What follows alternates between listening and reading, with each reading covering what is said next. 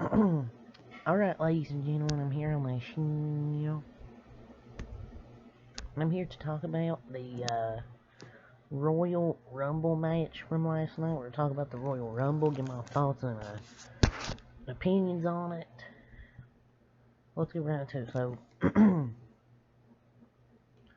the first match of the night was the Royal Rumble match for the men's. That opened the show. So you figure if that was open the show, something big was going to happen in the main event with Roman Reigns and Kevin Owens. Either Sami Zayn was going to turn the bloodline or The Rock was going to show up, and we'll get to what happened later, but it was obviously something big that happened. But for the men's Royal Rumble, I really enjoyed the ending with Cody Rhodes and Gunther. Gunther started off at number 1, put up a really good fight against the number 30 entrant. He lasted in the match 1 hour and 11 minutes. He's going to be a star. Is Mr. Gunther. Already the Intercontinental Champion lasted nearly the whole way in that match.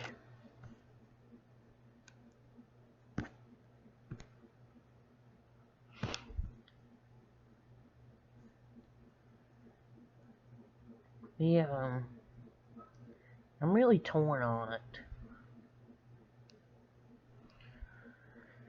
But Pat McAfee came back. Michael Cole was so happy on commentary that Pat McAfee came back. So good to see Pat McAfee's back. That college football's over. Been waiting for Pat McAfee to come back, so glad he's back. So Gunther and Sheamus started the match at number 1 and 2. Which I wasn't expecting them to start 1 and 2. I'm a bit surprised about that.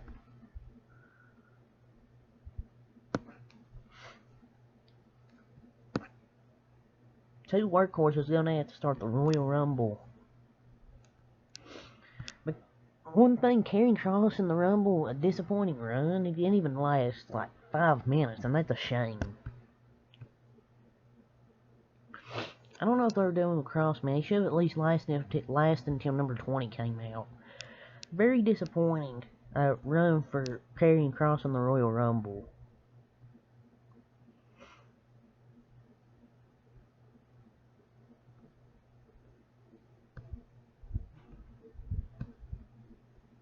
But there was too many tag teams in this Royal Rumble. Too many tag teams, in my opinion, in the Royal Rumble. You had like the New Day out there. You had Judgment Day. Just too many tag teams, I thought, in the Royal Rumble. Barely any surprises. So, too many tag teams, I thought. You had Brock Lesnar at number 12. So he did eliminate all the tag team wrestlers, so at least he got rid of the wasted spots in the Rumble. But this was a really good moment in the match, was Bobby Lashley launching Lesnar over the top rope with the clothesline to eliminate him after Lesnar cost Bobby Lashley the championship on Raw 30. Lesnar gave him the F5 on SmackDown. So Baron Corbin enters, Lesnar gives him the F5 on the outside, and then tossed the referee over the barricade, which was a nice little spot there. So that was an enjoyable spot.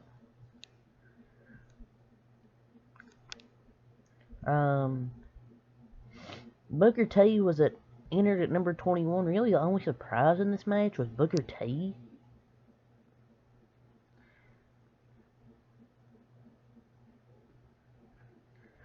And then he got eliminated by like 90 seconds. By Gunther.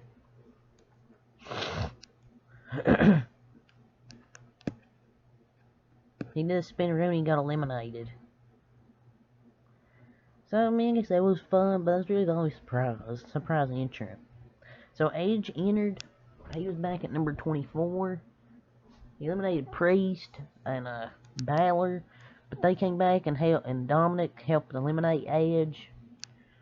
Just a weird Rumble. So many quick eliminations in this match. But I guess they're going to keep this. But the feud clearly is not over and will continue.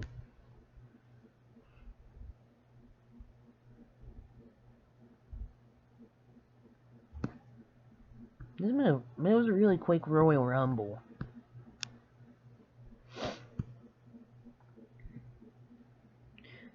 I mean, I'm really glad Cody Rhodes won, don't get me wrong, but drawing number 30 was a terrible decision. They should have him come out earlier. It's very predictable and kind of lame. We should have drawn like an earlier number. And in my opinion, I was so torn up because it was so lackluster, but it was better than last year. I love the ending with Gunther and Cody. Gunther's incredible. Number 1 lasts all the way till nearly the end in the final 2, but Cody wins. Very storyline driven match, but I felt it was rushed. In my opinion, Cody drawing number 30 is way too predictable. And as I mean, there were several eliminations less than 90 seconds, like Edge. So many people get eliminated so fast. I enjoyed it. It wasn't perfect, but it was the outcome we talked about. Cody Rhodes is going to win it. But yeah, that's my thoughts on the men's match. And Seth Rollins getting eliminated by Logan Paul. It's to set up their match at WrestleMania, possibly. I didn't want to see Seth Rollins get eliminated by Logan Paul, but it's going to set up for a good match at WrestleMania. So the next match you had Bray Wyatt and LA Knight in the Pitch Black match.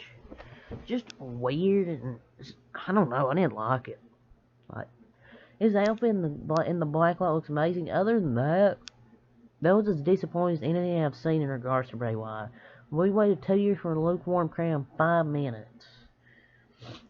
And another sponsored WWE match falls flat in space, man.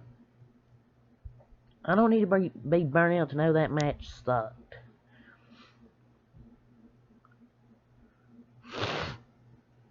And Uncle Howdy didn't even hit LA Knight on that mat or whatever. He missed. Way off the mark. If LA Knight might not have been in the right spot, but you didn't even get a reveal from Uncle Howdy. They should have did the post-match attack during the match. Also, it's more of the same. Like, the crowd knew it's like, but they were against booing Bray, which is understandable. They're just disappointed like the rest of us, and it was awful.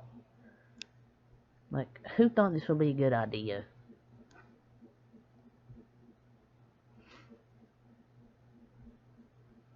Next, you had Alexa Bliss versus Bianca Belair for the Raw Women's Championship, and absolutely pointless match between Bianca Belair and Alexa Bliss.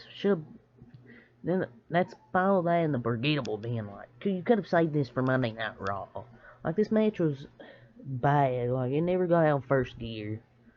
I don't know, it just one of the good matches. Very disappointing pay-per-view.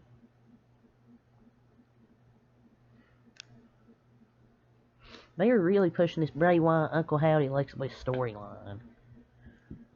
So the character turn for Alexa results in an easy win for Bianca, basically. Like, I don't know. The show, which wasn't it. Well, pretty disappointing. The booking of the women has been absolutely horrendous.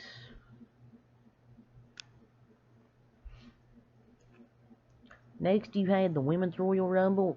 Rhea Ripley drawing number 1, Liv Morgan number 2. They were the final 2 in the match. So, there was some, I guess some moves here. Also looked amazing back as her old character with that white and blue face paint she had. Kana, her old persona. That was cool to see. They Doudrop her name back, Piper Niven, which JD from New York said on like his podcast or whatever the night before. So that was good to see. Piper Niven has her name back from NXT UK.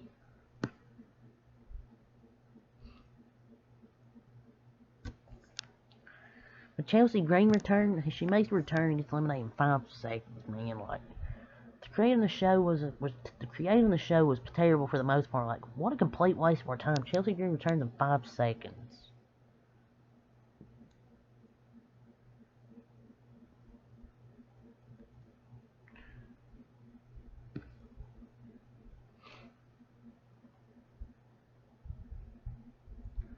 And then Nia Jax at number 30, the most least asked for surprise return in WWE history.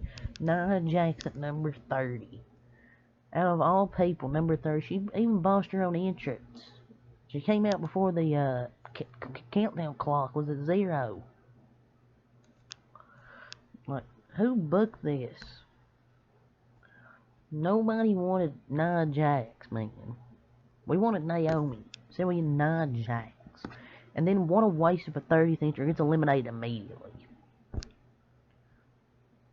Now I want you to know there was a report that they told Kylie Ray there wasn't a spot for her on the roster, but they bring back Nia Jax. Like, come on. But at the end of the match, Rhea Ripley goes the distance, wins the Rumble at number 1, eliminates Liv Morgan. The ending was very well done in my opinion. The match itself was another forgettable Royal Rumble match. You're not going to look at these Royal Rumble matches from the next few years and go, oh, that was a great Royal Rumble match. It's 11:30, we're tired, it's getting towards the main event, and then you have a shitty musical concert with Hardy. WWE's taste in the main roster means somehow gets worse and worse each year. Like, this dude could not sing. After a few minutes, I just took a bathroom break. That might be one of the worst performances I've ever seen. It's a shame because singly sounds great, but that's because of the auto-tune. Possibly. Is why, but I don't know. But people are saying he actually is great live, so WWE just never does right by live acts, so I don't know. He's probably better than what he was last night. But Roman Reigns and Kevin Owens was your main event. A brutal, brutal match here. And legitimate tears last night at the end of that match. Roman Reigns wins, retains the title. And they start beating the hell out of Kevin Owens. And Roman Reigns, he's about to hit him with a chair, and Sami Zayn says, "Stop, you don't need to do this." And he's right, I don't need to do this, you need to do this. He has the chair, Roman Reigns, he turns his back, Sami Zayn hits him with the chair. Oh.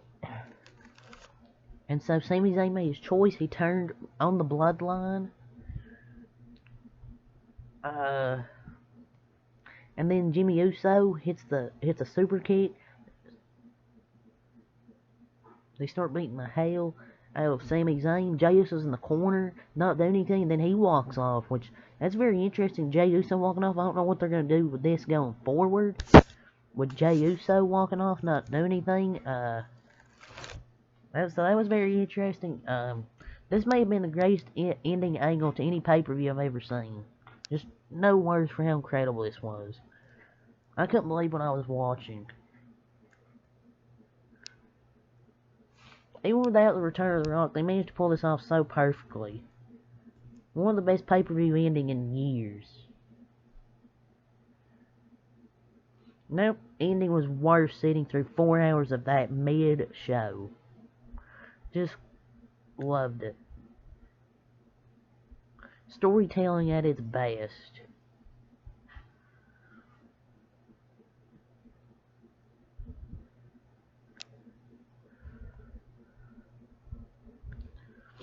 I wonder what's going to happen going forward with this. Jey Uso walking out. Very looking forward to Friday Night SmackDown with the Bloodline, see what happens there. But that's my thoughts on the pay-per-view. I give it like a 5 out of 10. Really, the winners of the matches really saved the show for me in that main event. Everything else, the Rumble matches were mid. Bray Wyatt, LA Knight was disappointing, and the Raw title match was just bad. But yeah, peace.